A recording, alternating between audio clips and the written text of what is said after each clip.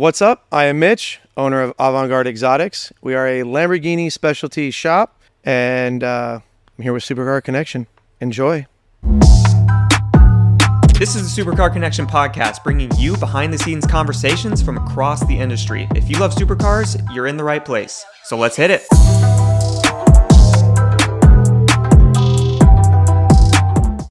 We're witnesses. And we were witnessing. We were witnesses.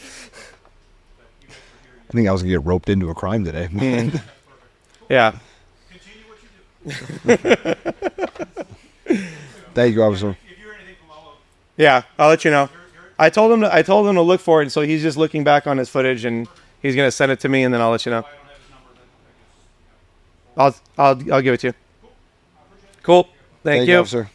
Supercar Connection, putting our lives on the line to bring you great supercar content. Yes, literally.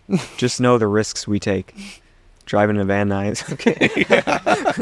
I live 10 minutes from here. That's what's funny. It's like how fast things can change. 10 minutes in LA. Whole world. It's what keeps you on your toes. You never know what crazy you're gonna get today. Yeah. Well, I live 10 minutes south, so that's probably why. That's a big fucking difference, yeah. More north you go. How long have you guys been here for? This location, like 8 years. Oh, fuck. So, but I've been doing this for 20. I've been in the business for 23 years now, and yeah, I had a shop since 2007. Okay. So, Lambos back then as well? See, well, I started off. Actually, my very first job was actually at Best Buy, and doing like car stereos installs, and having my own cars and getting into cars. I was like, you know what, I want to end up doing this, and now that's the next progression. And stereo's fun, cool. And while I was doing that too, I was also working on some of my own cars and hanging out at shops and literally doing the same thing, starting out pushing brooms. I'm like, I just want to be there. And at the same time, back then it was what, you were getting paid like $8 an hour, if that. Right. And so I'm like, if I want to fix my own cars and do this, so I'm learning kind of one thing, but then I want to learn performance.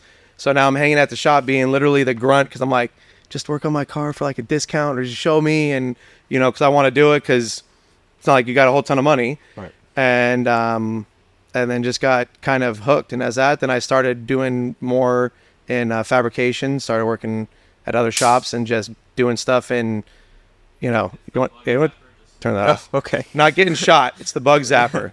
We got mosquitoes. I thought it was Benji. That's usually the most exciting thing that happens. The damn mosquitoes. Yeah. Here, turn it. Man, mosquitoes didn't used to be in LA. I'm telling you, man. They're packing now. Yeah. It's those it's the liberal switch agenda on the front. It really is, yeah. They released, Bidenomics has brought mosquitoes to LA. Bidenomics. Global warming. Everything's come crashing down on us all at one time. Yeah, this place is awesome. Obviously, we've never been here. Yeah. It's just loaded up with Lambos. Yeah, it's where Lambos come to get new life, huh? No, it's... And upgrades. Well, and upgrades. You know what, though? What's nice is, and I think probably one of the biggest reasons why I'm attracted to the Lamborghini brand is you can always pick out your owners out of a line. Like, you got your police lineup, and you're like, tell me everything about there. Like, we could almost be the profilers, because every owner has its own distinct characteristic traits. And the thing about guys with Lambos is they're just, you wouldn't necessarily know all the time. You want to have fun. The big thing with Lambo guys, they always want to personalize. So it's important that their car speaks and reflects how they are. It could be something, pretty mild. And then you got guys that just go crazy. They're like, I want one of everything and then some, or just want to have fun. I mean, we built an Aventador, and this guy, I've known him for a long time, and he's like, look, he already has this custom crazy Liberty Walk Aventador already, by any stretch of means. Like, you go to a show and everyone's, oh my God, it's crazy. Yeah. But he's like, it's not cool enough. I want something that literally when I pull in, no one knows, and it is a truly one-of-a-kind showstopper.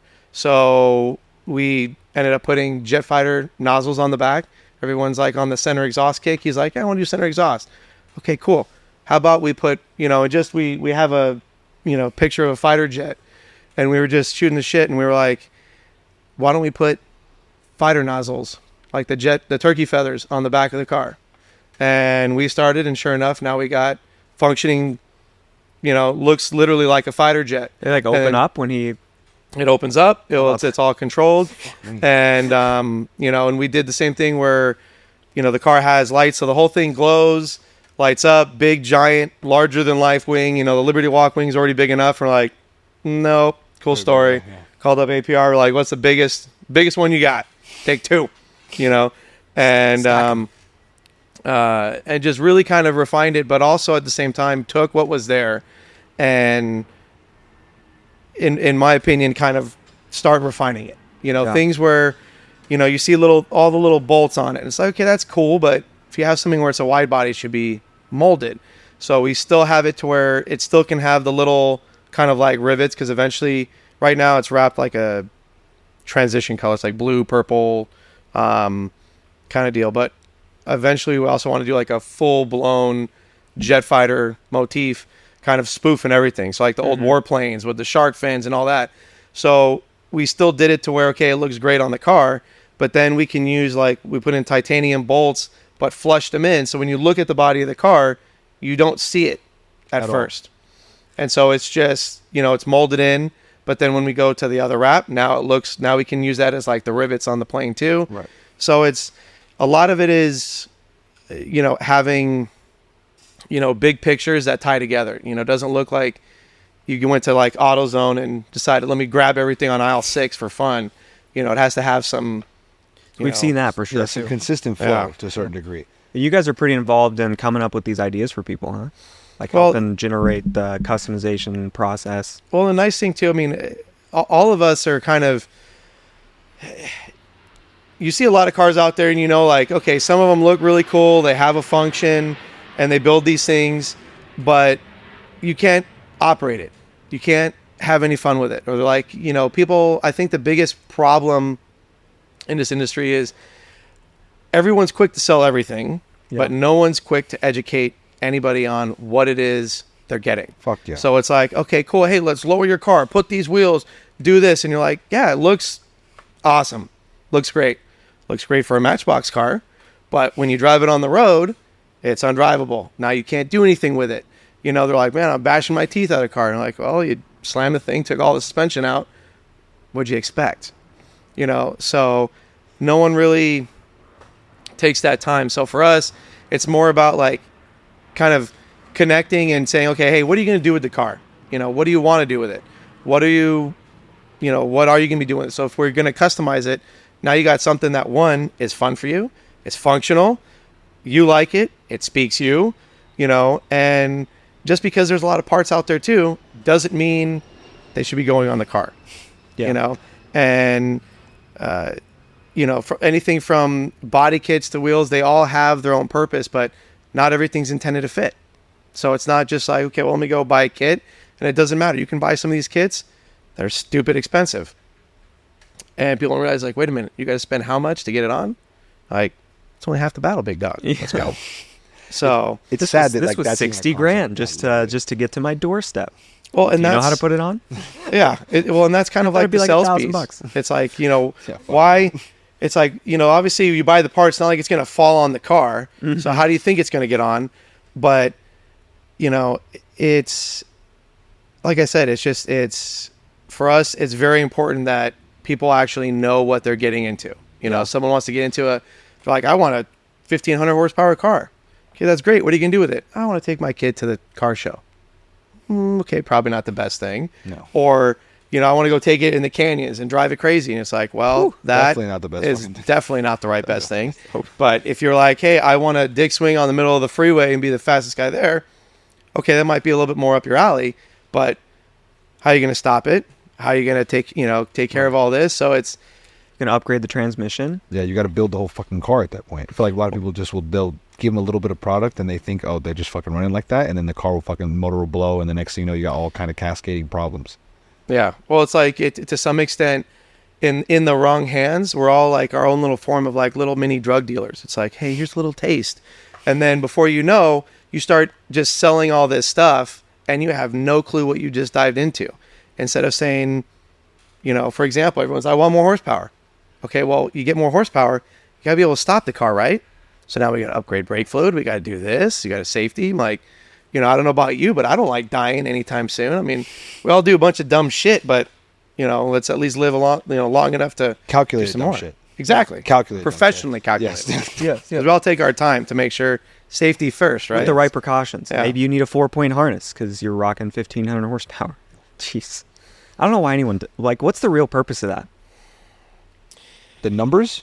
Or what, like someone, building? like someone that wants to have a 1,500 horsepower twin turbo Huracan that's not ever going to touch a drag strip. Oh, to fucking say that they have a 1,500 horsepower car with a twin Small turbo. penis. Yeah, that's all I'm going to say. That's literally all that it is. You know what?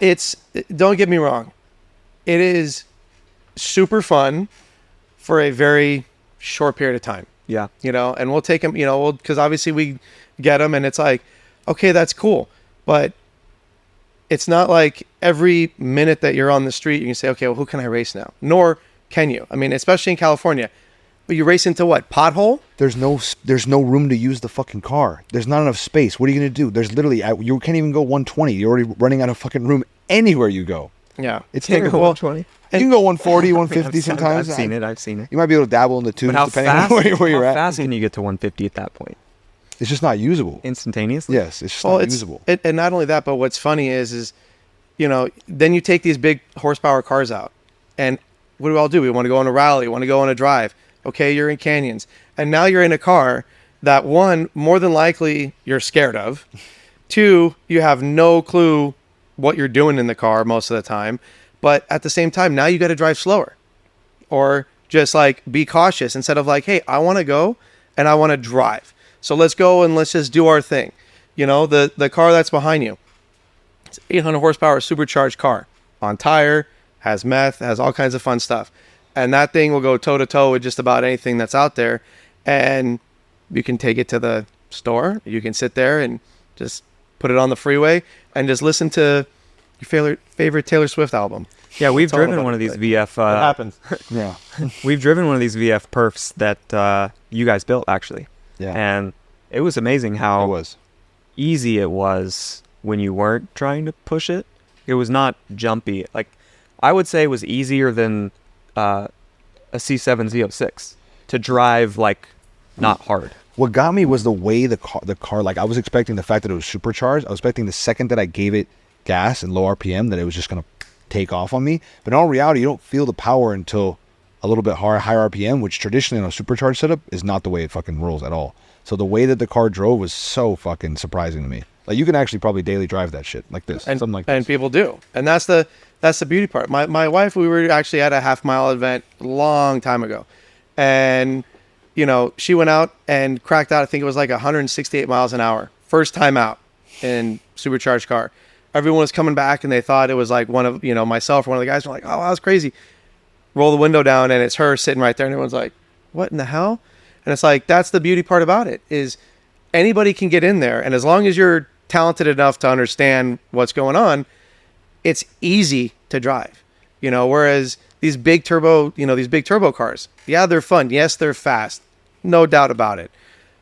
But it takes some of that joy away from just being able to get in and say, okay, I want to have fun with my car at any given time I want. Don't have to worry about it. And it's super easy. But, you know, if you have that and you want to have the, you know, hey, I want to compete in the half mile and that's your thing. Okay. Then you know what you're getting into and you know that's a long haul. Yeah, because I mean, even just servicing those cars, how many miles can you put on a 1,500 horsepower Huracan before you're having to go in and do some maintenance on it? Well, 1,000. if you read the owner's manual, you got 10,000 mile oil changes, right? Is that really what it is for those? That's all bullshit. Well, a lot of these new cars are like that, and that's Yeah. the biggest crock of shit that has ever come about. Because if you see what oil looks like in any car, you know, in 3,000 miles, and you're like, That's okay, literally what well, I'm going. They say that you should service that 720 once a year, like 10,000 miles, what they project, and I just did it at 2,500, and literally the oil was dirty as shit and everything in between. I'm like, but then, And you were probably low like 2 quarts. yeah, literally, I was like, this is fucking sad. Yeah, because the whole way that they fucking do these things is ridiculous. That's one of the most like ridiculously stupid oil change, just the way you have to do that fucking car. I don't want to get too deep into it, but it's, you know how it is. It's a process. Well, that, and it's like you have no like no warnings, no nothing. McLaren's like, hey, cool, here's your car, roll with it, and it's like, Figure it out. yeah, figure it out, and it's like, okay, this is gonna be fun. So it's a nice little challenge, but it would be nice and kind of helpful on a car. You know, any car you drive a lot that's gonna burn oil, maybe some kind of idiot light warning that says, hey, you're low, so you know, I have enough issues. Don't give me any more. Yeah, exactly. Something. Right. Or at least a measurement system or something like that while I'm doing it. Have you seen the way you have to measure the oil on that fucking thing to know what level you are? You have to go. Is it digital? It's digital, but you have to go into. You have to go in a special section, brake, gas for 120 seconds, and it kicks at 2,000 RPMs, and you hold 2,000 RPMs for 120 seconds, and then it tells you, and then all it says is either low, good, or too much. And they're color coded, and you just have to guess, and you have to go half a quart every time. Quarter of a quart. Quarter of a quart? I was doing half a quart. I was risking it. I was going to quarter. I was doing half a quart just to fucking Here's the thing: see. if you're at low, it's a good chance half a quart. If it's at medium, quarter of a quart, and then at that point, then you're just dabbling. So after it takes you, you know, probably just as long to check your oil as it does to do the oil change. You know you how know, ridiculous I'm going it in there is? with the tablespoon. Yeah. It's a I'm fucking joke. getting that dialed in, perfect joke. level of oil. Where did the obsession with Lamborghini come from then? What's the backstory with it? For me, honestly, so when I had my own shop, one of my first big customers was Lamborghini Calabasas. And I always liked Lambo. We always, you know, as a kid, having the, you know, cannonball picture in the room and all that stuff. It was always like, Lambos are cool, you know, because usually you never saw, like, usually you always kind of had like the douchey old guy kind of pulling up in the Ferrari. But you always had somebody either like cool or, you know, was just reckless enough, but like, you know, the fun spirit. Tamely reckless. Yeah. Yeah.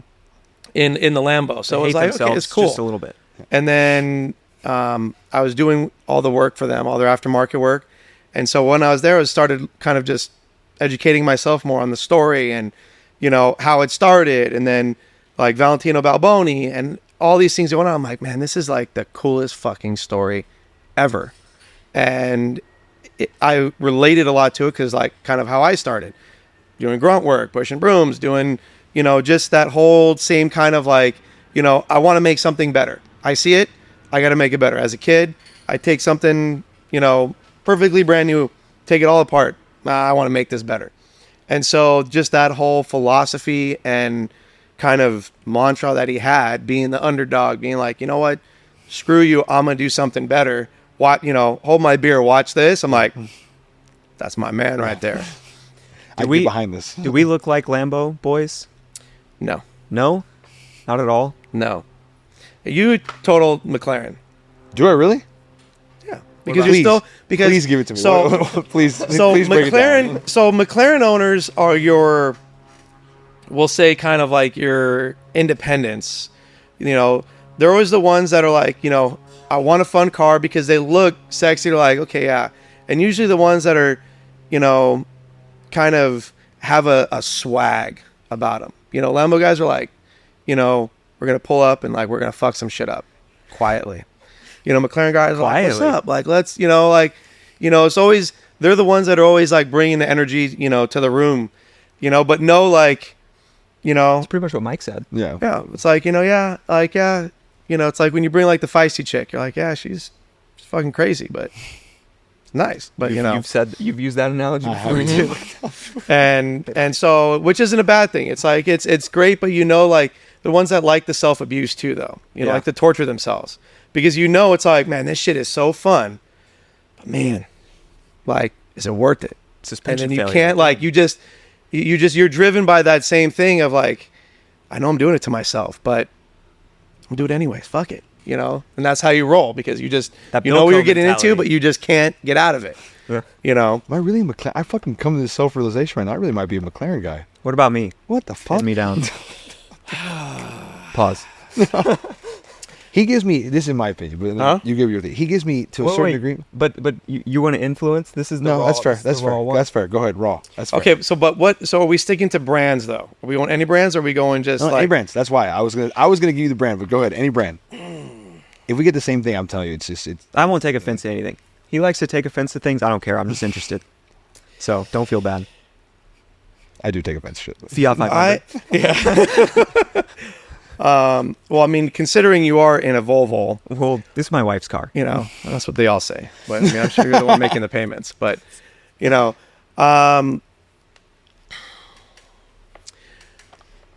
you could end up saying in like the higher stuff, okay, you're the kind of the typical Porsche guy.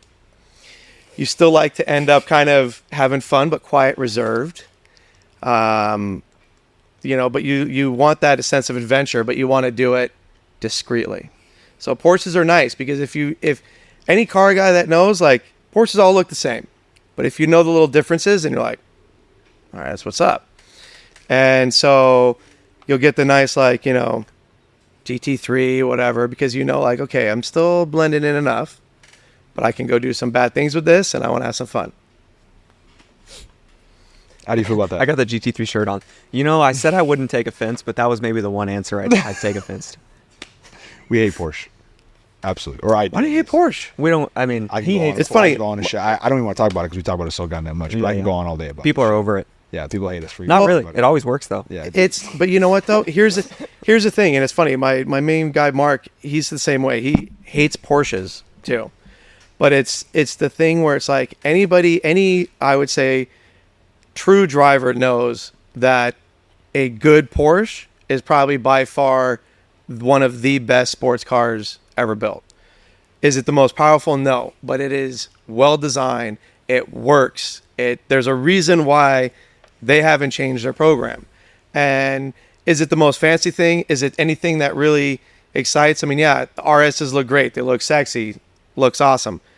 But you take the wing off, you change the wheels, and it's You're right basic back. bitch. Yeah, 100%. So that's kind of the problem with Porsche. But as, you know, for what they are, it's phenomenal. They're a good product. It's Yeah. more so, I think, not the product. It's more the moniker and what it stands for and the whole branding thing. And probably the person, like you said, the type of person cult. to be driving. The cult is got a what we cult more so following. have beef with in terms of everything. Yeah. What I gave him, or what I was going to say before you gave your answer, was he gives me more like Aston Martin vibes.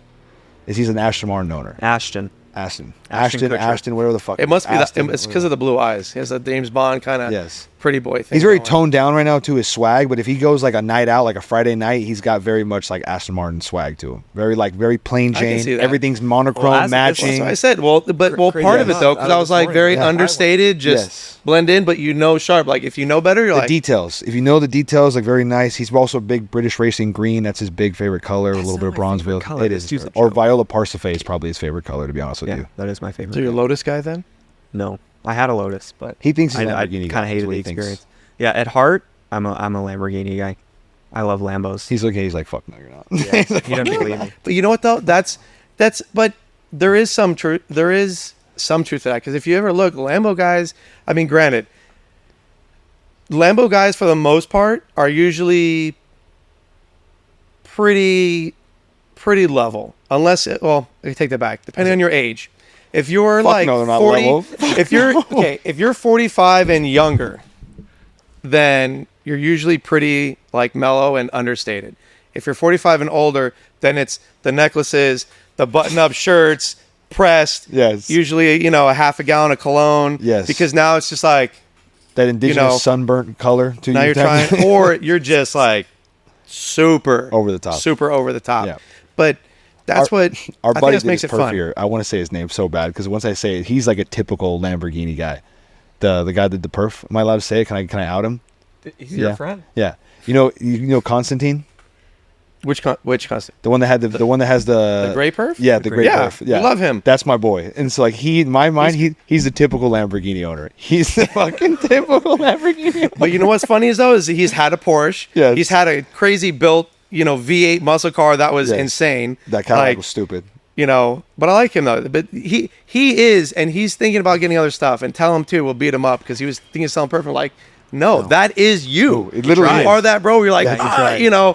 just enough like the angry, like, That was the perfect impersonation. going, he's like, bro, going, and it's like, and that's him to a T, and that's Oh my everything God. that makes him. That's great. Exactly. That's he's when I emulate like an Lamborghini owner, he's exactly the perfect Amazon Lamborghini. Where it's like, you're cool until you get triggered, and then it's just like, yeah, then you let everything fucking loose, Yeah. and that's what it is. Exactly. You let the bull loose, and next thing you know, shit gets sideways. Yeah, I may not be the most typical, but I just grew up. The Mercy and the Gallardo were just, I fell in love with them. I grew up wanting a royal blue Gallardo. I don't know what that paint color was called back then, but the one that came in like royal blue, I feel like it was a semi-common color at the time. But yeah, now Viola Parsife STO would be my poison of choice. So gross, bro. You know what though? But purple is actually coming back. Or Viola, And sorry. The fuck it's not. here's the thing. I love that color is honestly one of my favorite colors. So you may be a Lambo guy too. But It's amazing. the only thing that I don't like about the color is that in the sun that color is fire. When it gets shadowed, then it goes a little too lavender, like really soft. A little too And I fruity. think that's what kind of kills it a little bit. How about Mithras? You know Mithras? Yeah, that new color. I want to see it in person. What? It's like There that- was one. There was one at the show. There was a Technica. Yeah. What did you just say? Yep. What would you I say? saw the Viola pictures on Mithras? Bless you. That might be. I like that more than Parsife now. Yeah, I like that. color But is you know Is it what's a purple? color's stupid. It's purple, but when It's like the, a blue purple. in direct sunlight, where the sun hits it directly, it turns blue. Yeah. So it's almost like color shifting from purple to blue, and it's Gavin's color. I think that, and as Forget Parsife. Yeah. well, Miswa. it's funny you say that. I have behind you over there too is my Cobra, and actually, I want to paint it purple, or I'm going to paint it purple, and I was like, okay, yeah, Parsife, okay, cool, but then I was like, I don't like that soft, so okay, let me play with it, and then if you saw the Rolls Royce, the Twilight purple. In person, it's like this dark metallic. It's also a BMW color, I've which seen it. It's I hate Oh, okay. admitting because If it's a BMW color, I am not. what you're talking about. Yeah, I'm not a fan of BMWs, even though It looks like, good too on many an guys have M3 though. BMWs, but Yeah. I would say. it is like a dark metallic purple that just looks pretty good. So now I have my painter going to do a spray out of, that new purple and the Twilight purple and see, because I'm like, Those are two. it's just there's something about it. But if it's the right purple, yeah. it is nice. Believe me, there's plenty of purples that are like, Questionable. Oh yeah. Plum crazy. yeah, Those two purples are like the opposite ends of the purple spectrum though. Mithras and then that BMW or Rolls Royce one. yeah, Rolls Royce. But, Keep it classy. When you spray that Mithras and hold it in the sun, I think it's going to be game over. yeah, That color's amazing. but and because I like the wrap, like they had it in the wrap. Both Avery, Nosatec, a couple of them had that, which actually that crazy Aventador is wrapped in the same way, and that blue purple, and it just looks like, I love colors that give that just color shift and I want to say I know dynamic. the Aventador you're talking about. Who did the wrap? There wasn't on a that car? Aventador like that. The one you're talking about, the one that has that, it's like a blue purple It's a color blue purple. shifting. Who Yeah, did the it has wrap the on wheels? Impressive did it. it? No, I think we're talking. This was about a SEMA car a while, like 2 years ago, I know and then we went even crazier after that too. RDB posted one up like that, like a wide body Lamborghini Probably. walk type shit, and it literally was. I think it more was like almost like a blue, might have been a blue pink combination, but it was like exactly how you're describing this was the first car in that color. Oh, so, shit, then no, maybe. but this was like 2.5 years ago, whatever, when that car was wrapped. right. But the other wrap companies had first two with a blue purple, but with like a gold. Another one had like another tone to it, and it just didn't. Like once you got that third color, you're like, ugh. But then once the blue to purple, it's nice because then, at nighttime, it's different all the time. You got shade, you got light, you got this. It works in all of them, and it gives it that kind of depth, which is what I like. It's just crazy. All that just to get outdone by Papaya Spark. Sad, huh? Funny. I'd also think Anything named papaya in there. Yeah. Like they it's a great point. fucked it up in the first and then tried to redeem it with the spark. You're like, but it's spark. It's feisty. Yeah. Papaya We're Spark. here. And it's like, nah. You never thought about how You didn't make it that any color- better. Just stop. Just stop while you're. Just quit while you're ahead, bro. The car's sticking up. Just quit while you're I ahead. mean, at least Volcano, had something to it. But It did. Papaya if we're Spark is 6 years just old, the but yeah. it's just the orange version of Blue Cepheus. no, the fuck it's not. Yeah. No. And Blue Cepheus is it's better. cute.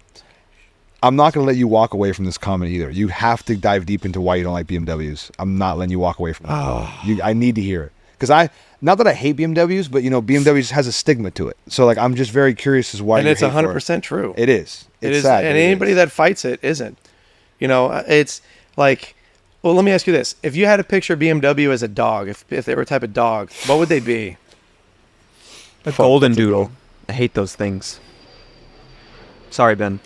If you're A listening. little fucking, what are those things called? The bulldogs that menace everybody.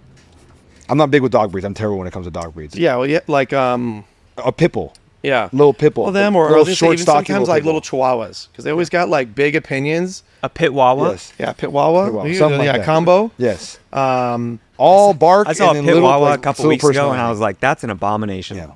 yeah. One of my It's- close friends has a BMW, and it's just it's a scene. You know what I just think is funny is, BMW owners are so probably the most proud of their cars, They are. and I don't get why. Because it's like, okay, it's a good car. I think their whole advertising the ultimate driving machine, I think they're overselling that quite a bit. They're pushing the fucking limit. when it comes to They're things. like, if you put a giant camber in any car and think that handles and that makes it ultimate, okay, great. But, you're putting tires on every other 6 months. But I just think it's funny because they got so much bark. And then you're like, cool story, bro. Well, the amount of No. M4s at Cars and Coffee, it's like there's a whole line of them, and they are not afraid to just go and park it right in between a McLaren and an Aventador. They're very Not at all. proud Yeah. of their fart M4 cannons. with the carbon grill. This is where it deserves to be. I'm like, no, 8. You're like, but it's a competition, bro. Competition. Look at my bucket seats. You're like, no, it's a competition. See that stripe and see this and the little badge? It's all there. You're like, You know why it's beautiful? Cool. Like why everything you're saying is so beautiful? Because that brand is like the high school version of Porsche. absolutely. That's why it's Yeah, fucking 100% beautiful. agree. Because they tied two together. That's why they Well- every M owner wants a GT3. Yeah, 100%. It's a natural progression of life, and I don't care if everyone talks stereotypes or what. This is the one stereotype that I will live and die on a rock. You get an M4. The natural progression is you don't move up or do shit until you get the ability to get a GT3, whether it's 991, 992. What's funny is the M4 these days would probably beat a GT3 on a highway roll. Probably on a roll. Yeah. And now that you say that, like, I'm starting, like, you just killed Porsche for me right now. I told you. like, Thank you. like I don't want to admit that, but you're not far off from that. And that breaks my heart. This is why we've hated on him so long. You know, I'm telling you. I Again, can see the hate from that perspective. Tell you, know, it's if you look that way, not the product. Because you It's get a the guy that gets moniker and the you brand. get a guy that it's gets a 992 Carrera, base Carrera, and spent $150,000 and thinks he's got a great deal Yeah. on a 370 horsepower car that goes 0-60 in 4 seconds. and all the BMW owners, they love to overpay for everything. 100%. They're They're- proud of it. They're proud that they're paying 6 figures for these freaking M4s that they're building out. I'm like, this is fucking ridiculous. I mean, you're gonna drive. Same with Porsche owners. It's a $70,000 Same way. car. They're like, no, you can't get a cart sticker. But I paid $30K over for At mine. least Porsche It was holds worth it. value to a certain degree. So that you overpaying for it, at least it holds value. Some of these BMWs of. don't hold insanely for people to be paying over like that. But are they paying as much? Because you'll see some of these 911s, and they'll be like, 10K under list or MSRP 3 years later, and people are like, look how great these hold value. And it's like, well, the guy that bought this paid 50 over, so he lost 60 on the car. It looks like he didn't lose anything. Are people paying over sticker for fucking Carreras?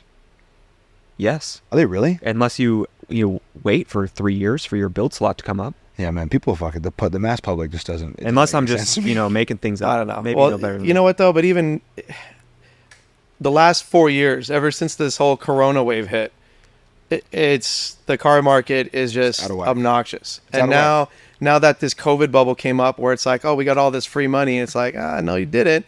Now that everyone's getting tagged on the backside and realizing all the hurt on there and dumping everything, and it's like, you can't. Nothing is priced what it should be. No. And even anything that's new isn't priced what it should end up being. But Yeah, even the $15,000 market is ridiculous.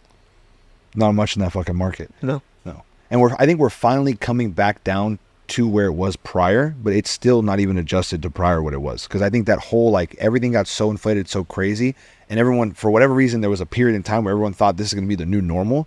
And I was like, you can't enter a Huracan at 10,000 miles for mid twos, almost 3, drive another 15 and exit for the same price. It's not feasibly sustainable for a long period of time. So now we're at a point where it's coming back down, but even still, Huracans still hold fucking value. A lot of models are, I want to say, almost to where they were before. But again, we're just talking about where they were before. We're just coming back down to regular. If we're talking 4 years later, it's almost to where it was before it all took off. Like 570s, I was looking at 570s, and they're back to like the 140 range, which is where they that's were what it was though 4 or 5 years ago. So it's like that car should now be 110. Yeah, exactly. If that, literally. And it should be $110. Like looking at that car compared to what's out today, but because people still buy them. Stop buying them until they come down. You get a 570 or if you buy a 570 or for 150, you're contributing to the problem. 570 or a brand new Z06? 570. What? Yeah. Hate me for it. I don't care. It's okay. Actually, you know what? Yeah, he might be more of a Lambo guy now after all. Because I would agree. In what world? But okay, so here's the two things. Doors go up. If it's two, it's a McLaren. Well, that. So if it's two brands that are on my shit list, but that's just natural because I'm a Ford guy. So it's of course Chevy is on the opposite, and with BMW, it's I'm a Mercedes guy, so BMW automatically gets shit canned. Also helps me that they're both shit cars, or brands. But I digress. But I'm an Audi guy. I could say, yeah. Audi Lambo. But I like Chevy. I'm a Chevy guy. The thing with, it's the same thing. It's like a Corvette. It's like how many, it's like when you picture the person that's in the Corvette. Super old, wanting to try and have the, 20-year-old girlfriend that's going through that now they hit their midlife or their second midlife crisis. She's coming down off her peak right now. Yeah, she's coming off of the last sugar daddy that she just lost. She's and now exiting she's trying the to come Lambo back and getting up. into the Corvette. She's like, oh, fuck me. Yeah. She's like, well, beggars can't be choosy. I need something right now. Rent's coming up. OnlyFans is down a little bit, so let's make it happen. 100%. 100%. Or you have this super young kid that's just cracking into the world, and he's like, oh, this is obtainable. I can get this. I can get a Corvette. Those are two polar opposites. That's a new thing for the C8 did that. It did. Corvette. That's one of the only things that I do respect about it is they realized that they needed to fucking change their model, and not a lot of people have enough balls to do that. No moniker, no brand has enough balls to do that. They were like, all right, the baby boomers are dying. This is our entire 70% of our target market. They're fucking falling off the face of the earth. Let's completely ditch everything, and the setup and everything, the engineering, the car wasn't going. You can't put any more power. I get that, but if you want, so what you're telling me is that they realize that they can't really sell cars worth a damn. So now let's try and make them look like an exotic, and now all of a sudden people want them. Well, 100%. They're targeting a new market, but it worked. It worked. I'll give them that. I wouldn't say it was risky. Yeah, I'm not saying it wasn't risky. They went after something that already works. Yeah, like it did. You said it takes balls to change it. It does. You have something for 70 years that you were building a product that sold perfectly fine. People wanted it to be mid-engine for decades. So everybody wanted it to be, but that's just because the car wasn't crap anyways. They had a complete market that they were perfectly fine selling to. I won't. And hate shit on was the not Corvette, shit not changing. Like but I also This is literally the Corvette spectrum. If you just look at this line across, you've got you at one end. Who will just fan the Corvette no matter what. You got Mitch over here who could give two craps about a Corvette, and then I'm like right in the middle. I can appreciate it, but I also don't think it's God's gift to the earth. Yeah. Well, I would say, look, I will give them this. Them coming up with a mid-engine car that at that price point makes it far more attainable to the masses, and it was genius that they did that. Mm-hmm. And it's. The car is a good car. I just have to hate it because it's a Chevy. I bleed blue. So that's just, I have to by default. 100%. But, them doing that, I mean, it's, at least they copied something else. I mean, they had to change it because it didn't work. Unlike Porsche, where they can just do the same thing the entire time and, people still going. How do you I feel like you floated so far away. Oh, dude, I'm heavy, bro. I've been slightly drifting to the right for this entire episode, so don't worry about me. Hopefully, you're still in the shot. Am I still in the shot? Sorry. Benji says yes. We're good. BMW boy says yes. All right, perfect. He's a total BMW guy. Yeah, it's the Balenciagas. What? What's Joe Rogan's guy? Jamie. Yeah, Jamie, can we check Jamie, that, we please? in? So Lambo and Ford. Where the fuck does your love for Ford come from? It's got to be your It's dad. like or everything. something I like that? couldn't afford a Lambo. You know, I wasn't the, you know, nowadays the kids that are, you know, 16 and here you go, brand new, shiny, $200,000+ car. Right. You know, I had to literally just grind it out. And my first car was a 93 Mustang. Okay. And loved it. You know, did all kinds of stuff to it. I mean, it was passion. I loved how it sounded. I loved how it drives, the Fox body Mustang, you know. But if you ask me about new Mustangs, I'd shit on new Mustangs all day long. I think they went backwards. You know, there was like a teaser where they're like, oh, they're going to bring back and do the new Mustang as like a Fox body and small, and be like, now we're talking. Because it's like, you know, having this giant nose in front of you, it's like the old man Ferraris. Why do I need to have a 6-foot hood? That does not do anything for me. That's not a driver's car. No. So, you know, it's just I fell in love with it the more that I worked on it and tinkered. I mean, it was easy. It was cheap. It was great. I loved it. And then it stuck with me. And it's something that, you know, as I got older and then now making money and everything else, of course, the pinnacle of that era was the Cobra. So I'm like, great, I want a Cobra. And so I bought the Cobra and I just held on to it saying, okay, I'm going to build something that's truly one-off. That's going to make, you know, on one hand, that's going to make every Cobra enthusiast lose their absolute mind that I'm doing this to a clean car. But I don't care. It's like, it's my car. So that's the Lambo side of me. It's like Honey Badger don't give a shit. I'm going to do what I want, Right, and it's going to be fucking epic. It's going to be fucking sick as fuck. And, you know, even before, you know, now I'm doing a lot more to it. But even before that car, you know, I was chasing supercars in it and, you know, and bikes. And that's what was fun. And it's like that car could do it. Now it's like more power, more brake, you know, more everything, and just do it that much better and look completely different. You know, the inside's going to be all exotic, you know, upgraded everything. So it's like, it's going to be fun. It's my little pet project, you I'm know. excited to see the final Yeah, I product. can't wait to see it. What's your favorite Lamborghini? It's exactly what I was thinking about asking. It's a great question. I'm going to judge the shit out of you based on this answer, by the way. How can you judge? They're all so good. Because they're not all so good. Well, you know what, though? I would say a lot of them are pretty good. There are some exceptions, some that probably are questionable. I would say if I could take anything on the road, probably either an Ascensia or a Super Trofeo car. I love the race cars. I just love the look. I love the over-the-top. I'd say probably what's behind you, the perf, unlike if it was like, okay, street legal, had to be everything else.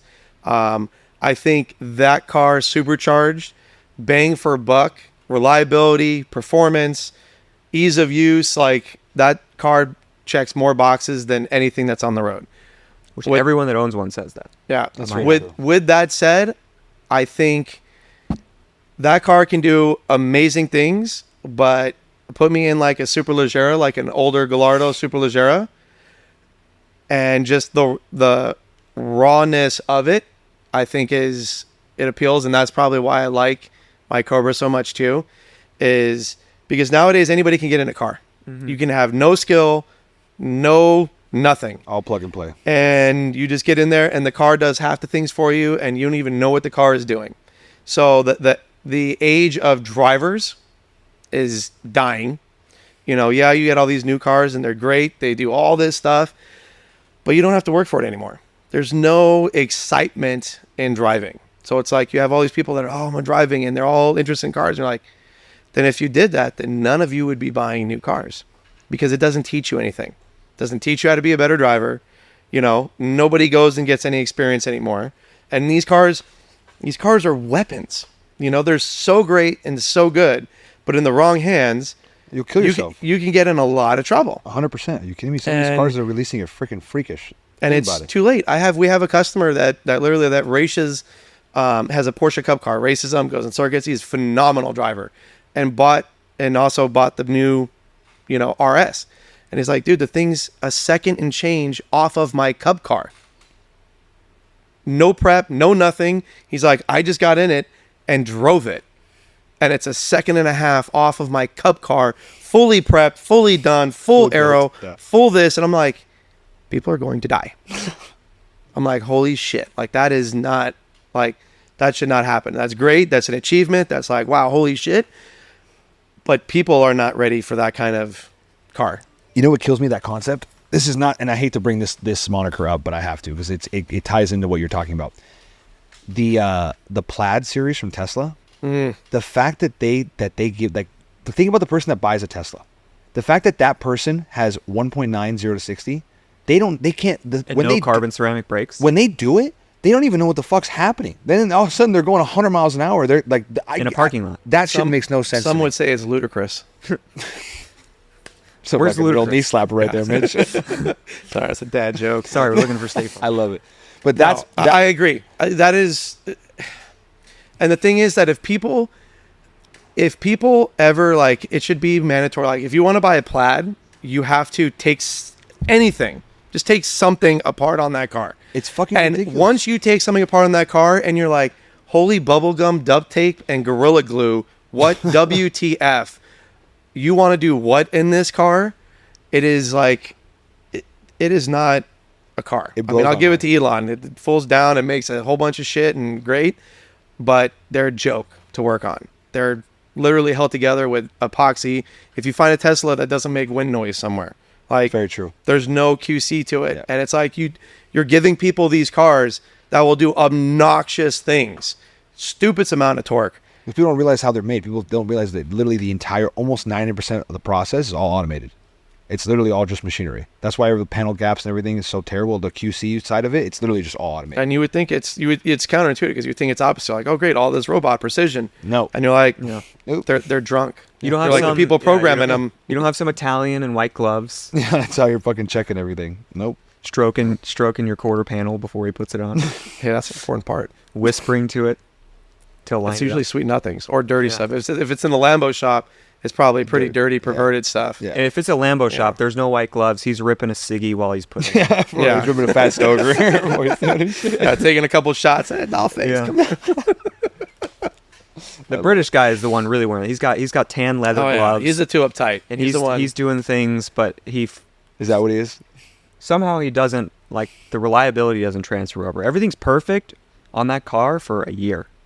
But that's only probably just because he's so angry that he hasn't got laid. Like, that's the only thing he can focus on. He's just like, He's still pissed about 1776 for some reason.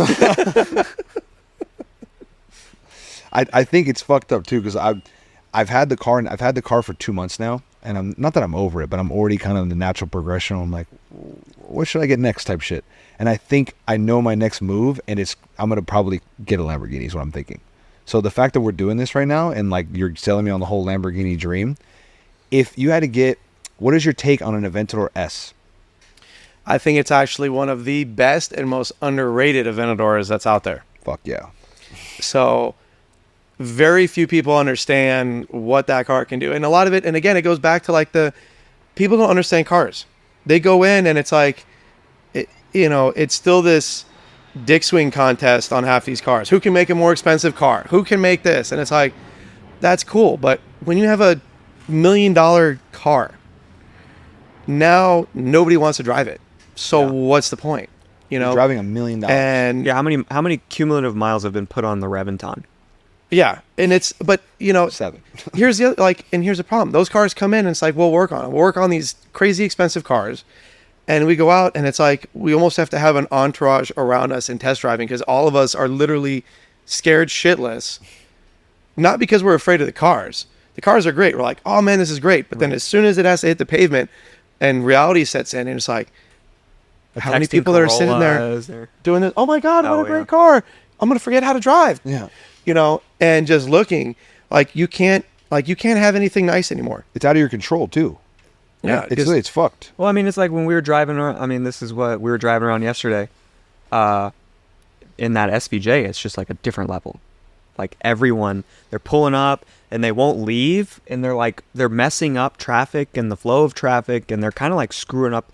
Like, homie was not happy because they were just like, we're just trying to drive and have a good time. Yes. And Yeah. all these people like hanging out the windows of their cars are like ruining your ability to just drive and have a good time because they're all like blocking you in and all this stuff.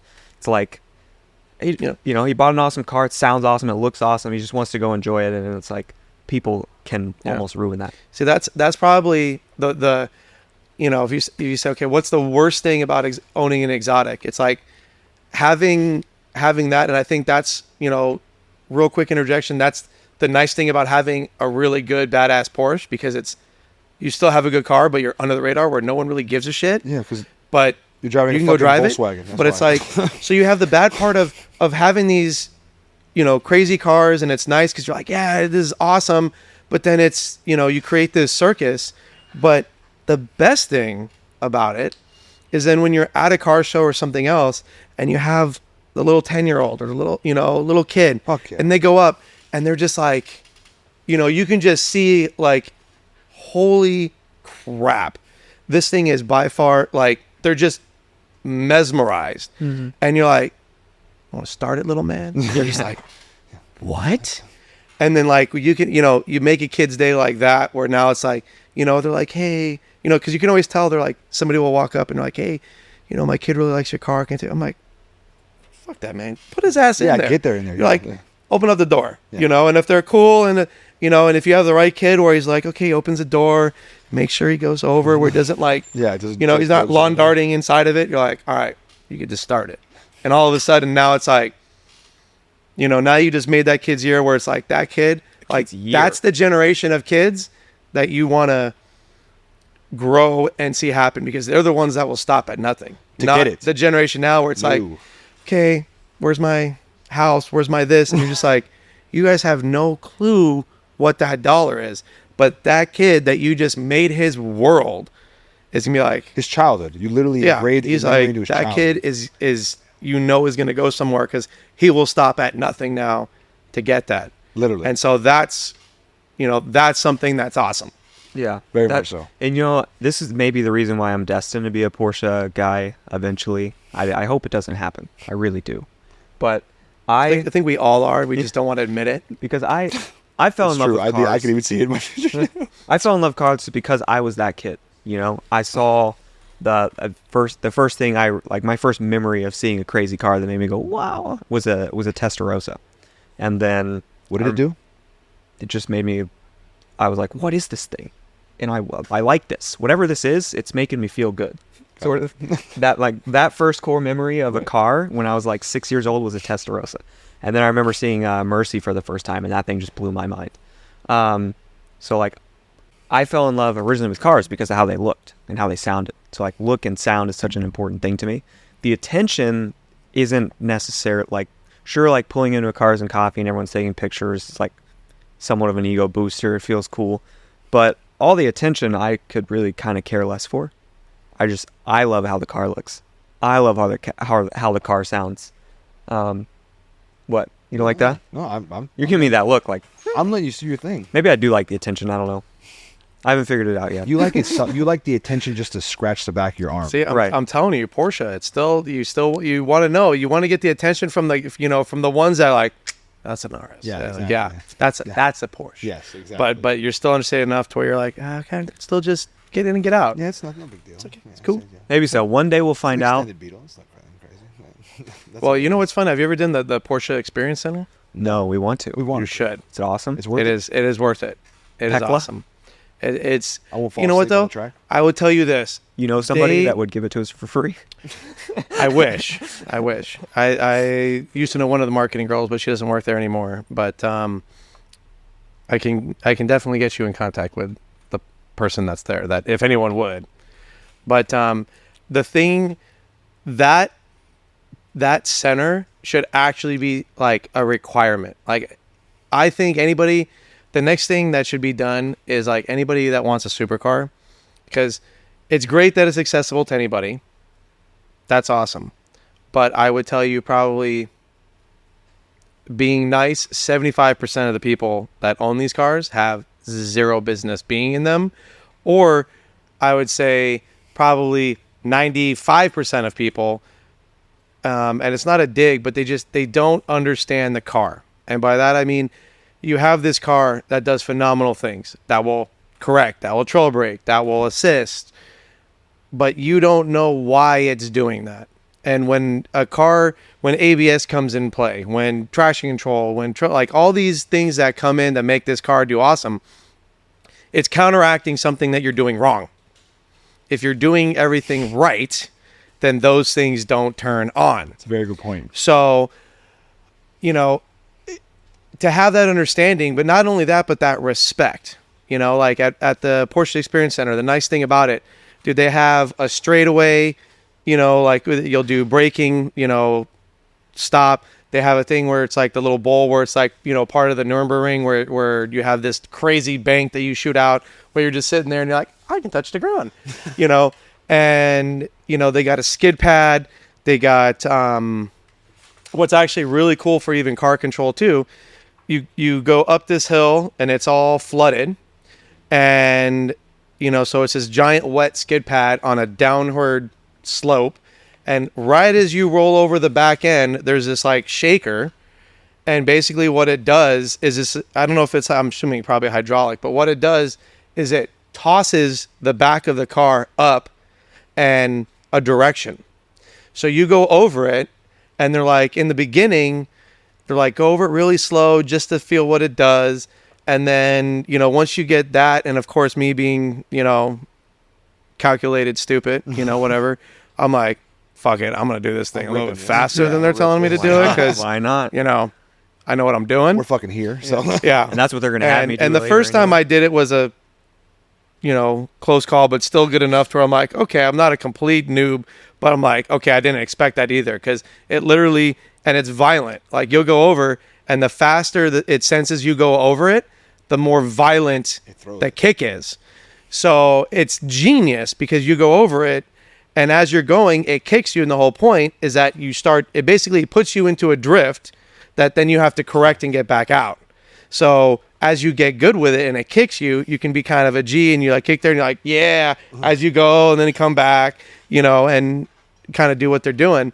But there's so many different things there, you know. Then they got a little mini track, you know, like all these cool things that should really be mandatory for anybody that wants to get behind the wheel of these cars, because you don't know what you have. You have a, you know, 700 horsepower plus missile that will do incredible things, and you have no clue what that incredible is. And if you're a little bit too daring, thinking my car's awesome, it's going to save me, and you find that out the hard way, you know, that's, you know, that can definitely put you in some precarious situations where doing these schools and doing this stuff, and it's something that I'm looking, that I want to do myself, you know, whether it's with them or with anybody, but create that where it's like, teach people how to drive these cars, because half the time, and I'll take people out and we'll go out for the weekend, because they won't know. They'll get a new car and they're like, dude, I have no clue what this car can do. And I'm like, and the good thing about it is that they'll come not necessarily with their, you know, your tail tucked, but it's like, hey, I don't know what I'm doing with this car. Right. Teach me. So now it's like, okay, we can go out. You can see what it's doing. You can see, hey, as you can see, the difference between when it's cold, when it's hot. How do we get things in there so that way you're not pissing the car off?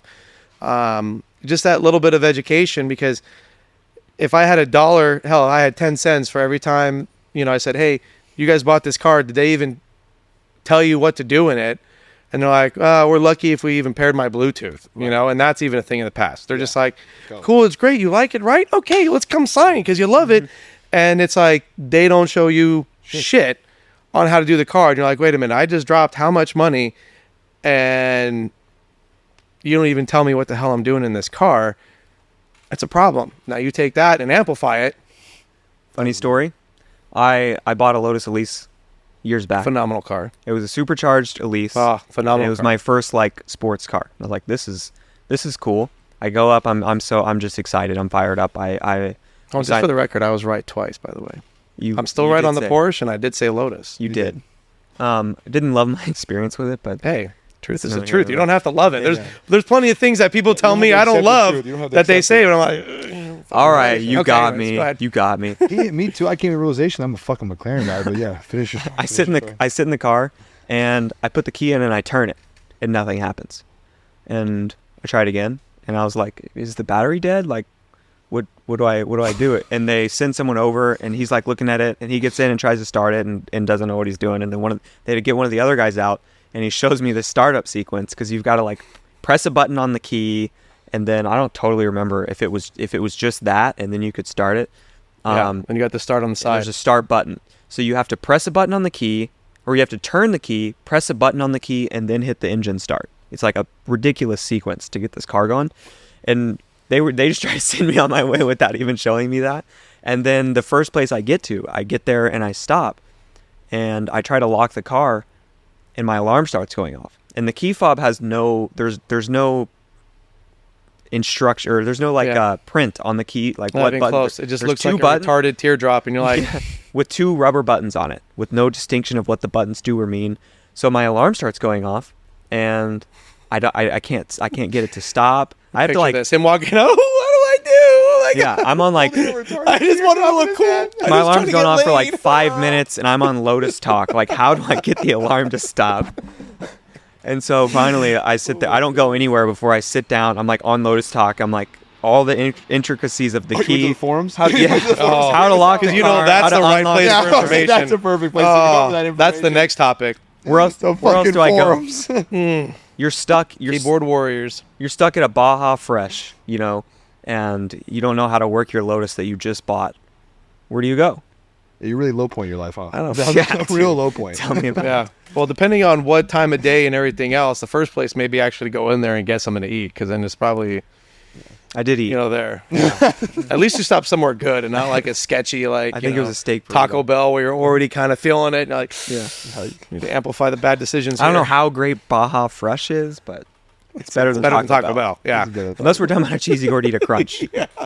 I think my dream life is like just cruising down in Aventador, just munching on a cheesy gordita crunch. No, you know what's always amazing is, and people sometimes capture this on YouTube, but I think there needs to be more of like the POV inside when you take a supercar through the drive-through. Like before, and Oh this my might be goodness. dating myself a little bit, Hell yeah. but before YouTube was really a big thing, and Instagram, and everyone did everything that has to record everything they're doing. I've been working on exotics longer before all that was there. And for my own amusement, I'd be that guy that takes the Lambo or takes an exotic through the Taco Bell, through whatever, and I'm just thinking to myself, whether like, who's this little dumbass little, shitty white kid taking this supercar through there, looking up saying, can I have, 2 gorditas, hold the sour cream, and it's like, Here's my car. yeah. You're like, I'm gonna pay cash, and you just start flipping out singles, But that was always extremely entertaining, but a lot more entertaining from like inside the car when you just 100%. look at them and you're just like, get to see these people looking at you like, motherfuckers. Yeah. When I had my 4C, there's the parking near us over, what's it called? Sportsman's Lodge. The parking meter, or this parking entrance button at Sportsman's Lodge is it's built for G-Wagons, I guess. It's fucking only. ridiculous. It's so high. I was there today in the 728. It's fucking ridiculous. Like, I got really skilled at pulling into being able to reach the parking button even in my car without having to unbuckle or do anything, because it's an easy car to gauge. That one there, I couldn't. Like, you get as close as you can, you still have to unbuckle and have to like boost myself up out of the seat and reach up as high as I could to like hit the park button or hit the ticket button. Like, why is this so high? It's 5 feet off the ground. it's fucked. So yeah, that's another problem for you. But I I like you're living probably with these small problems. enough though that if you would have known better, you probably could have just went right under the It's parking possible. thing and really stuck it to It's them. possible. That Ford GT would go under any parking thing. That car is fucking low. You don't realize how fucking low that car is. That car is low to the ground. It is That shit's flat. like lower than my waist if I'm standing up. But So flat. yeah. Aventador is pretty low too. Yeah. No. Would you recommend an Aventador S as my next? Really? It's a great car. You know what? It looks good. That car, you put an exhaust, That's what I was thinking. just little things, and it's a great car. The rear steer on that car makes that car feel like it's smaller. You take, with the rear steer, a couple little alignment tweaks, it literally will feel like a Huracan. And so it's really nice. It has the same power, actually a little bit more power, but it's a great car. Same power as what? So it has more power than a regular Aventador. Is the Ultimate the dumbest Aventador ever made? What was the purpose? What was the real purpose of that car? Who are they marketing that to? It doesn't feel like it fits any sort of real niche. But they were going for like over $1 million. At least they were listed for it. Careful, crack screen. You know, I think manufacturers have a, they go through this whole design process on the cars, and then afterwards they're like, wait a minute. They're like, okay, we're going to the next model, but fuck, we still have a whole bunch of parts left, and we need to get rid of them. So now let's just make, like, they're like, I got that and this, and let's just throw it all together in a car. I think it's great, but to have it be called Ultimate, I think is a little, like, I was disappointed. Like, if you have Ultimate, that should have been like an SVJ killer. Yes. Something that looked like, suck it Ferrari or whoever else. Exactly. Like the SC12 or whatever it's called, but for the road. Yeah, like they should have put that back end. Like, that's an Ultimate. That's like, you set that bar when you have that. Like, same thing like when Ferrari named their car the California. I'm like, you mother effers. They're like, why would you name something that is so incredibly shitty looking and call it the California? Like, I'm not the biggest fan of like California. I'm not tattooing California on my arm, but still I live here. So like, why do you got to screw us like that? Just so horribly on that name. Like, some of these names that they call things is off, but it was built for this market. No, but you know what? That just proves to you that people will buy anything. You know what's crazy? Yeah. We're in Miami. California's everywhere. Portofino's in California's. Yeah, it's a Miami car. Well, they built it for here apparently, but I think Miami's the real. No, they definitely because everybody wants to be seen in Miami. You can't take a convertible here. It's funny. It's the sole counterintuitive. Everyone that has a convertible in California realizes just how horrible that idea is the first day they drive the car in the summer, and then you start sweating from places that you did not know existed, and then you're like, okay, this is not fun anymore. Your sunscreen ruins your Alcantara. Yeah, it's fucked. Everyone's staring at you like you look like a dumbass. Everything in between. Yep. Yes. In your drop top perf. Yes. But if it's a nice night with the sun setting and you're riding in a VF perf with the top down, that's fair. It's not a bad vibe. Yeah. That's fair. But that's the only time that you can do that. Though. It's either early in the morning or late at night. And then once you hit 40, that changes and you're like, fuck that. I want to end up being home, chilling. I'm not going out. Yeah. Everybody. So you're not going to take the car then during the drive anyways. You're going to be that asshole that's like 20 minutes late. You're like, okay, car shows at 7 or 8 in the morning. You're like, what idiot does car shows at 7 in the morning? I'm like, fuck, but I got to get there. So I'm going to set my clock for like 6:20. Wake up, dash, and know that you're going to do like $120 to like the car show to get there on time to make it. What are your cars right now? What all do you have personally? I have that Cobra. I have my Dadmobile, my Navigator. Not a bad Dadmobile. I love it. It's nice. It's fancy. I sold out a little bit and got the black label because I wanted the comfy leather. And you're in that club. Some Ford bullshit, but it's fine. I have to. We keep it classy. I got to be semi-sophisticated as I jump in after, working and sweating. But no 22-inch spinners on it. Yeah, no, definitely not. I got to bring spinners back. We're in the hood. You might as well. No, if we're gonna bring anything back, we're gonna bring back the OG teddy bears back. I don't even know what that is. That's because before your time. In the early 90s, you had on all the Hondas, and what was popular is there's literally, look it up. It is literally a wheel that is a teddy bear. Wow. It's a full-blown teddy bear. Interesting. And it was the biggest thing. Yeah, I shit you not. It looked like, like graham cracker teddy bear? Yeah. Take that, hold it up to a wheel, and that's exactly what it was on the wheel. There's no fucking way. We got to put those on a supercar. I'm telling you, go, it's going to blow your mind. That was the shit. If you had that back then in the 90s, and usually you had it on like some Honda, whatever, you were the fucking shit. Yeah. And now it's like, if you could find a pair of OG teddy bear wheels. No fucking way. He's not kidding. Let me see. He's not kidding. So what else do you have besides that? This is awesome. There's no way. That's the shit. All these wheels that people come up with are crap half the time. I saw one. There was a koala on one of them too. That's wild. Yeah. That's fucking crazy. Is what you referred to? Mm-hmm. The fuck? Okay, so the Navigator. I have the Navigator. My wife drives a Macan S. It's all done up. Her car is actually louder than mine right now. Nice. But I still had to take mine, and still has some douchiness, a little blow off valve, but. I named her, and because I have 2 girls, and so we have to have fun with it. And so I say it's the ka-chow, as she's going. So We always have to like pull up and we'll race somebody, and we'll be like, like, hey, you got ka-chowed, bitch. Yeah. While I got everything in the back and room for more. Be like the Step Brothers car. I'm like, I got plenty of room for activities. Are you Dirty Mike and the boys? Yeah. Movie. Sorry. I love it. No, I mean, I've had Lambos right now. no, I mean, I've had my fair share of exotics. I've had Mercies, I've had Gallardos, I've had, everything else in between. But right now, for me, my focus is I'm so busy. And this car has been like a project that I've been wanting to do for so long. And it's like, if I have anything else besides that, it will never get done because then I'll really not have any time. So it's kind of forcing me to finish it.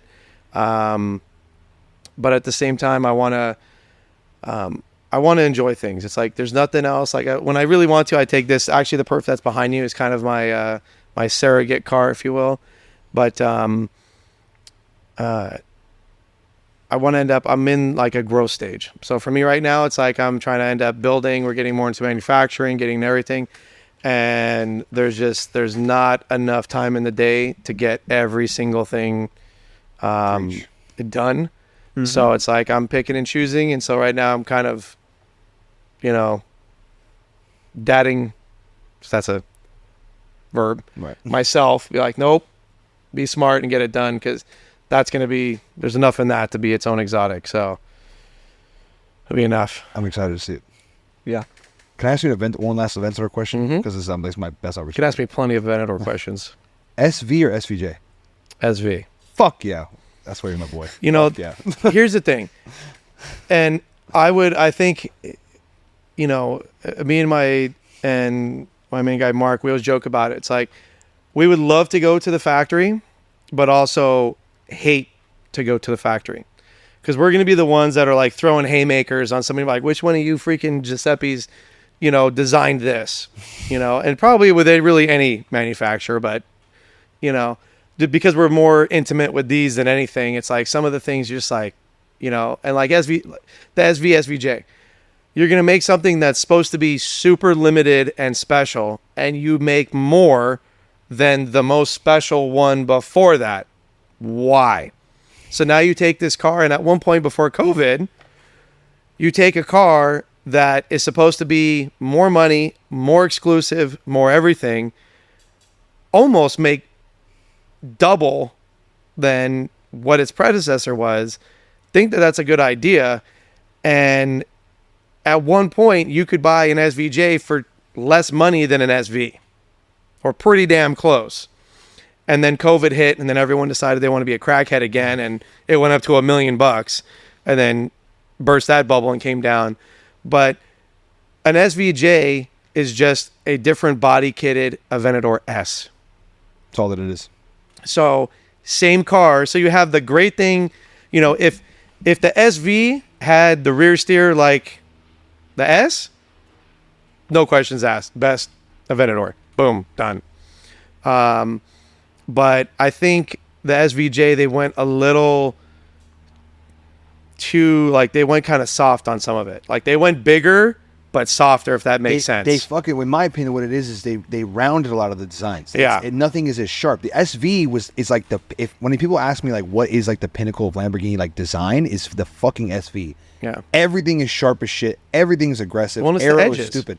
Yeah. You look at every edge, and you look at the designers. The first thing they draw is a line. Literally. You don't ever have, round stuff to it. No. You're not cutting open an envelope with an SVJ. No, not at all. But you do with an SVJ. So what do you think is the ugliest car ever made? The ugliest, we'll say wannabe sports car or sports car, but what's the ugliest sports car made? Fuck me. The ugliest sports car, or not supercar, like even the sports car realm. Like sports car. You can even we'll put it in the same, well, I don't know, without giving away my He's got an choice for this. We'll say sub 100,000. Okay, that helps me. Son of a bitch. That's a good one. I don't know if I'm prepared. Because there's a couple different things that pop into my head. I'm trying to pick the best one out of them. Yeah. I feel like it's also a preference thing too, what you hate, like what you like design wise. Part of me wants to say the Dodge Challenger. such a boat. Yeah, Such a I think they tried making it edgy by squaring it off, and I appreciate that they tried to keep that old vibe. But No, they didn't do it like how Ford did with the Mustang, where they kept it old school but made it new. They just like you made a brick and did other gauges That door and panel. killed the first one that was cool. That at least was it was still boxy, but at least it was sleek. You just stuffed it and screwed with it. Okay, so I'll tell you mine. The Panos Esperante. I'd have to see one. It looks, they're no longer around, but they took it actually, and it breaks my heart because they took one of my favorite things and destroyed it. So it has a 4.6 liter Cobra engine in it from like the 96, 97 Mustang age. And they put it in this body that literally looks like a retarded turtle. The front ends are like all rounded, like the whole thing is just like bubble butt, this weird long nose. Am I allowed to look it up? Can I look it up so I can? You look it up. It is Panos like Esperante. like What is it called? a Panos and Esperante. Because obviously, Panos. before you said sports car, I was just gonna say Pontiac Aztec, or maybe probably Pontiac Aztec. Esperanza. PT Cruisers up Or there. yeah, I don't know, Esperanza or Esperante. I don't know. It wasn't enough to remember exactly what it was because it's PANOZ. Yeah, I think I found it. He thinks he found it. Holy crap! This might be the most accurate fucking description.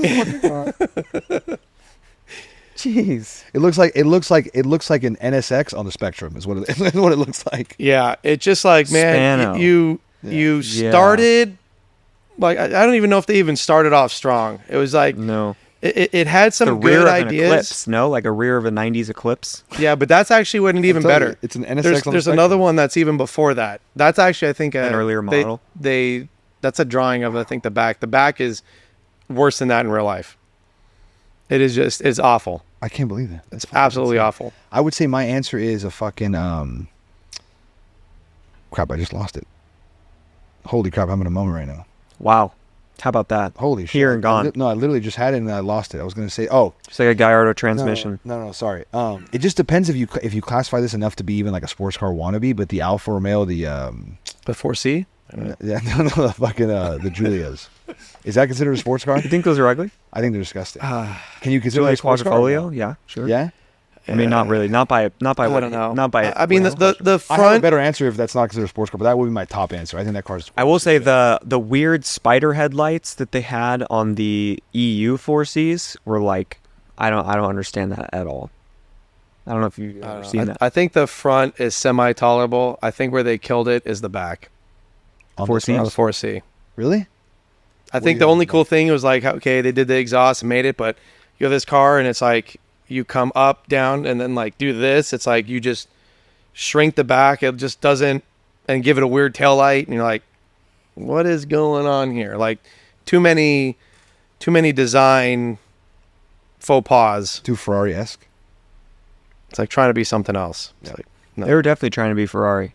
They were They even built it in a Maserati factory. super Ferrari. It's all owned by Stellantis, no? Yeah. Ask your doctor about Stellantis. Yeah. Yeah. That's definitely some of the infomercials on some of these names that they have. And Yeah. and then you know what they should end up doing is they should have the cars and do the same thing where it's like you give the name and it's like a cool name, you're like Stellantis, or whatever, and then afterwards like the same thing where you have like the list of like character flaws or like the driver like Ferrari, be like super old douchey wants some side effects may include wanting a girl 40 years younger than you and some violent itching and contemplating life choices like they're like Oh, not the Lamborghini violent like may itching. include Dracar and some questionable cologne and So, one, we have 3 questions that we ask all of our guests towards the end of the episode. So that's coming up because we've been rolling for an hour and a half now, Yeah. which has been awesome. Yeah. But I do have one more question for you before we get to those guest questions, which I don't even Mhm. think we've prepped you for the guest questions. So Which is that'll be beautiful. I can't raw fucking wait. experience. Before we get to that, so I just want to make sure that we cover a little bit. This shop, there's so many Lambos in here. It's so cool. What's your favorite thing about what you do here specifically? my favorite thing honestly is, without being cliche, is the people.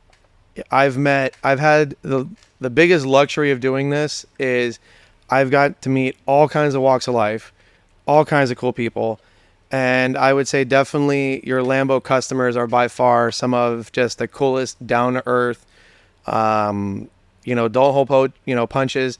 I mean, we make it very known when people come in here and it's like, there is no safe space. They come in and it's like, we can take someone that can buy and sell our ass in a heartbeat, and they're coming to us for advice or, whatever. Just, they want to be like, it's an even playing field. There's no like, I'm better than you. And I'm like, this guy can fucking close me tomorrow or whatever, and they're just some of the coolest people. But I think why I do this and why I love doing it is, we get the people that will come in and say like, I want to build something, I want it unique, or just kind of the trust, once having that to me is something that still blows my mind. You have these cars that honestly are, no one ever wants to admit, but sometimes are probably held even higher up on the food chain than like wife, kids, everything else. Like that is like, fuck yeah, that's their achievement. And it's kind of like we're entrusted with people's like literally prized possessions, and it's cool to kind of be a part of that. It's cool to kind of, educate them to where now there's a different appreciation for that car, instead of just like okay, hey, I'm here for my $35.99 oil change and going. It's like it's a completely different vibe that just makes it to where we get to look at these amazing things. Shoot the shit, all of us just sit and just kind of just rag on each other. And, so it's a cool environment to look at. It's a cool environment to be in because, we're a nice kind of just big, highly functionally dysfunctional family that, that works. Yeah. $35.99. Is that what an oil change costs? Absolutely not. That's not even like the oil filter nowadays. I would say, yeah. I was thinking $3,400. Yeah, not that bad. But. Okay, one more question before guest questions. If someone buys a Huracan today, like not a crazy cheap old Huracan, but maybe an Evo with like 10,000 miles, what's kind of your general, I guess your average yearly maintenance cost on something like that? Because I've heard oil changes are like $1,500. I'm sure that's if you go to a dealership. Yeah, I mean, if you go to a dealer, I mean, and there's always a huge amount of misinformation. For us, the intervals are always kind of subjective. It depends on the type of driver. Someone that's going to say, hey, I bought my car because I want to go to car shows. I want to take my kid. I'm going to go do a cruise, maybe a rally every now and then. You'd say, okay, you know what? Once a year, every 3,000 miles, we're changing the oil. Someone that's like, hey, I'm going on the rallies all the time. I'm going every weekend. I'm doing this. You're going to scale things a lot differently than the people that are, going stuff. So sure. I would tell you if, you came to me and you said, okay, hey, I got a 10,000 mile Evo and, being the age, I'd say, okay, well, if you have no service history or anything on it, okay, oil change, change the fluids, maybe not necessarily the gearbox, maybe get to about like 20,000. But you'll spend, I'd say probably over the course of maybe 5 years, if you probably average it out, maybe $1,500, $2,000 a year, if that. Obviously consumables like tires and things like that changes. But the beauty of the Huracan is, and like I said before, the Huracan is by far one of the best overall cars, hands down, because it's easy to operate. Parts are accessible. Parts aren't that crazy expensive to begin with. We can swap some of the stuff because some of the stuff does carry over to Audi and other things, so we don't have to necessarily get Lambo taxed on it. But it's an accessible car to where, for people like ourselves, we can do anything and everything to the cars.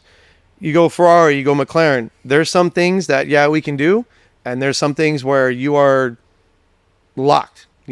Ferrari is very particular. If someone said, hey, I got a new SF90, I don't know, crazy. I'm like, okay, well, prepared to get taxed every so often because you can't reset every single thing. So there's just things like that, but by and large, it's probably the most economical supercar out there right now. Yeah. Like McLaren, I don't know if McLaren will sell actuators to anyone but the dealer. So it's tough. and they're like $2,000 a pop or They something. won't even give paint codes out. Yeah, that is incredibly annoying. That is literally, you have no idea. I lost my toe cap on it. A background about me too. I don't even think I mentioned this, but I have a collision center. So I'm this in not exactly the same space, but familiar space, like a stepsister type. Mm-hmm. So I lost my toe cap, right? Ordered another one from the dealer. So no problem. Call in. I was like, I need the Papaya Spark paint code. And they're like, can't give it to you. And I'm like, what the fuck do you mean you can't give it to me? He's like, MSO, can't do it. I said, you got to be certified, the whole nine and shit like that. And I was like, okay, well, what's the certification process? And as you know, is all that shit is fucking Spectrum. Yeah, So you I get was like- taxed. Yeah, I was like, Literally. I don't feel like getting taxed on this shit right now. So I'm like, fuck me. And then I was looking, like, trying to find it anywhere. You can't find the fucking shit anywhere. So I had, you just, again, how shops do it is they have a camera and stuff like that. You match the paint as best as possible. But they gatekeep the shit out of that thing. Versus I don't even know how Lamborghini does it, but I was completely unaware of that. It's right on the hood. Is it? Yeah. It's fucking right. Yeah. It's right there. You pop it, and you know, Right, exactly. Fucking McLaren's like, no, MSO, go fuck yourself. you know, and it's funny because dealers and manufacturers gatekeep the most random, dumb things, you know. And I mean, hell, even with Lambo, it's like you have a steering rack. Steering rack takes a dive, and you have to security code the steering rack to the car. the ECU. So if you got to change something, something goes out, and it's like, we got to marry it. And I get it. It's like, okay, the loose concept is so that way, one, you know, if someone's, you know, they always say, oh, well, if someone steals the car, you know, they make it so it's not so desirable, so you can't just swap parts and sell parts, and people are selling for cars. And I'm like, last I knew, the Lambo chop shop game isn't that strong anymore, but okay, we'll go with that. Gone in you 60 know, seconds. But the bigger thing is, and what's interesting is, and I don't think very many people have kind of caught on to it, is just how big brother these manufacturers are trying to get with people. And it doesn't even matter with that. I mean, I found it like on the new Corvette. You want to know what they spent money-wise in the security protocols for cracking the ECU to keep people from hacking them? A fuck ton of What? It's in the millions. Jeez. No one's And that's broken just the for a fucking ECU protocol. yet. And they're That's going not- to. That's what's weird. Like, it's And gonna get broken. it's- and then it's gonna be open. the So why thing even is care about it? is here's the reality of it. Everybody, if you build a car that's cool, Corvette, a Lambo, it doesn't matter. Hell, a Honda Civic. People, if you build a car that's exciting enough that people want to modify it, you're not going to stop that. So do things that prevent people, you know, that you would know, okay, if someone messed with the car where they're not supposed to, then you can know how that happens. And the technology is there. Data logging, everything else. You can build so many things into cars that the customer doesn't have to know about, but you can be like, Gotcha. Bitch. gotcha. Okay, fine. That's the risk that we all take as consumers. We all know that if we buy a brand new car and throw a supercharger, throw a turbo, throw wheels, you know, if you read the fine print of any contract, you change the wheels on a car, they can void your suspension warranty. They can get even crazier if they want. So if people are going to do that, then do it in a way where it's like, okay, if you screw up, then it's on you. But not make it to where it kills the vibe for everybody. Like Ferraris. I would never own one. I'm not a fan of them. That's just me personally. But probably the biggest list of when I look at a car is, what can I do with it? Well, my Navigator, I'm like, okay, I'm not really going to go crazy with it, but I want to do some shit with it. I want to beef it up a little bit and do it in a way to where it's fun and you can kind of take the idiot things that they program in there to keep the person that gets in and, you know, key on and floors it. Okay, fine. But you kill that vibe and that excitement with the car. So that stops people from wanting to buy the car. The reason why, at least why I think too, why your generation of people that buy Ferraris is so much older, because they don't give a shit about modifying it. They're just buying it because I want Ferrari. Yeah. Okay, great. But they're not the ones that are doing the exhaust, doing the tunes, doing this. So, cool, great.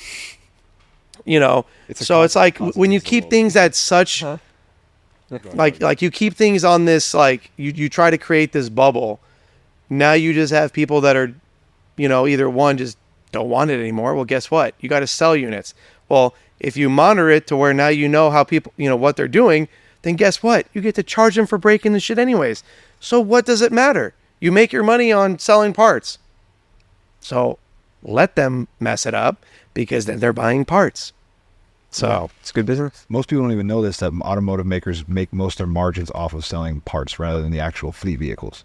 So you would think in that model and that concept that that's what they should fucking do because they'll rake it in, but it's a fucking dumbest shit I've ever seen. Ferrari makes most of their money off of licensing and merch, so they're not as worried about parts. yeah. Ferrari's Ferrari though. Yeah. You want to hit the first question? You want to start with the big one or the soft one? Is the big one the first one normally? Yeah. All right. Go big or go home. Like we said, everyone gets the same 3 questions. Okay. What is the most overrated car today?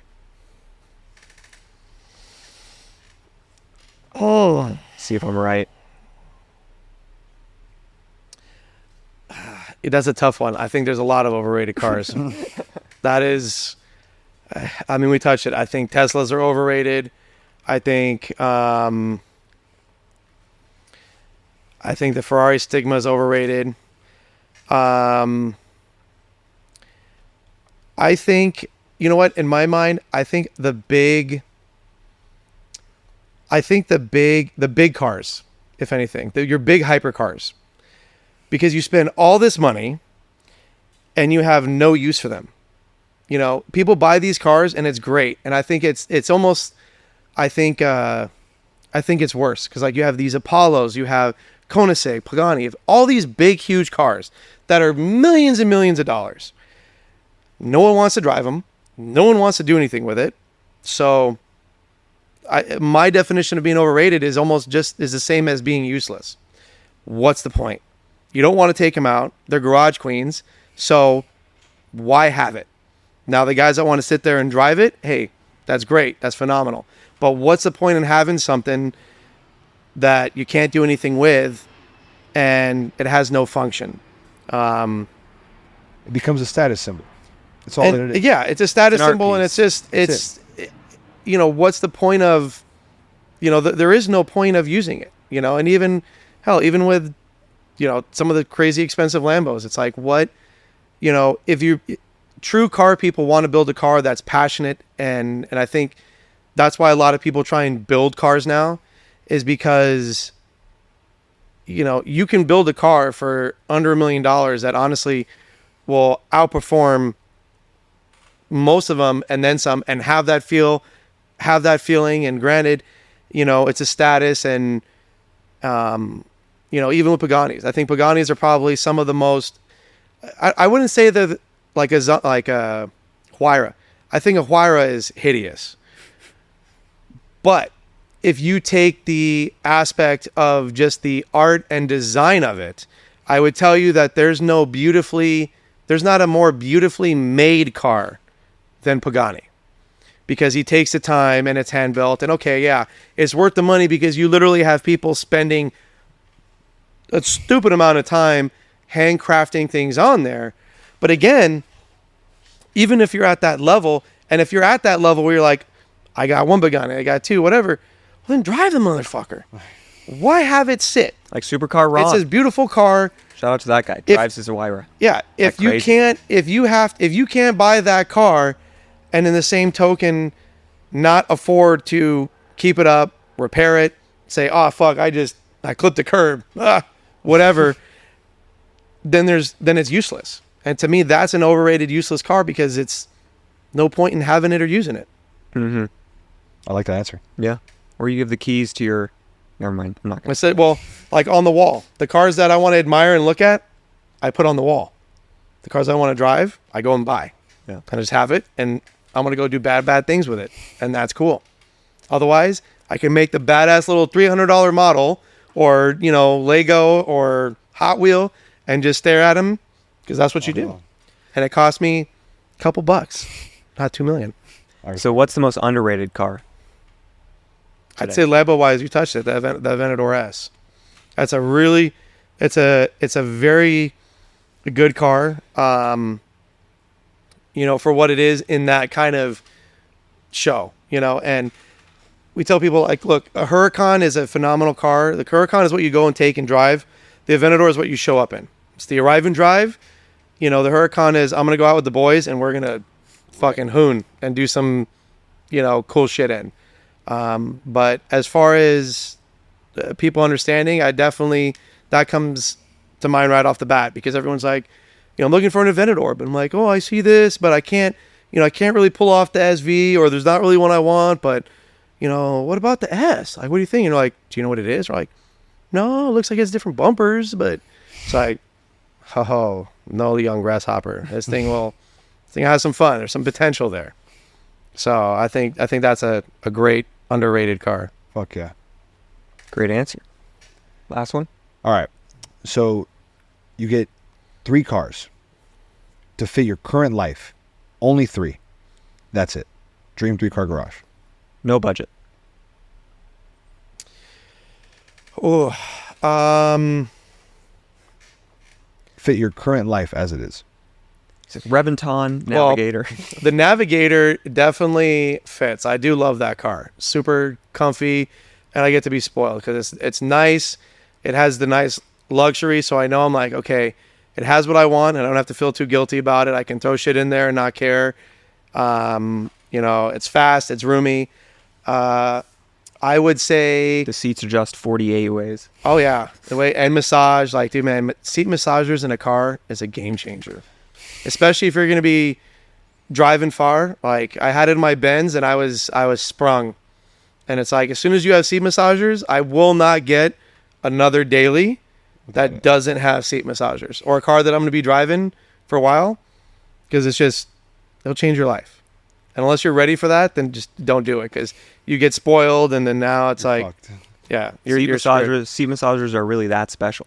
It is that, and like the ball coolers. It has to have AC seats, so you get that nice little drift. cooling vibe. It's beautiful. Good to know. I would say, honestly, my Cobra. It's probably my most favorite car, just because it's so raw, organic, and it forces me to be a good driver, because if I don't drive it correctly, it's like you die. So it's just the right perfect amount. And then I would say a S7. Really? And I'd say my dream Ford lineup would be my Cobra, A Saline S7. yeah. Saline S7. And I would actually get a new bodied Ford GT, but I would engine swap that bitch to the old one and put that in there. And I think that would be probably a pretty nice Ford trifecta in my mind. Lambo, I love that. I mean, I would probably have an SV trifecta. I love the Aventador SV. I love the Mercy SV. So what's the 3-car garage? The 3-car garage. I've heard like 9 cars at this point. It's so hard. He's like, I didn't really want to answer that one. I just wanted to tell you my favorite. I know. After his own question. That's not how it works, baby boy. We're going to get this answer. I know. I would say my Navigator, my Cobra, and I'd want a supercharged Huracan Evo, or like the race car, Super Trofeo. Because that would just be like the absolutely no make sense, but it is just so fun. And if I want to go to the track, do whatever, fuck around, like you just, the one obnoxious car. The Cobra is still to go out and just have fun in. And then my practical car. Respect. Perfect. I love it. Where can everyone find you on Instagram? My Instagram handle is Lamborghini Doctor, and then the shop is obviously Avant Garde Xotics. And Give them a follow at Lamborghini Doctor, at Avant Garde Xotics. Thank you for taking time out of your day and letting us sit down in your shop and chop it up. It's been a great time. it was fun. I appreciate it very much. Yeah. Thank you. That's it. Thank you guys. We're out.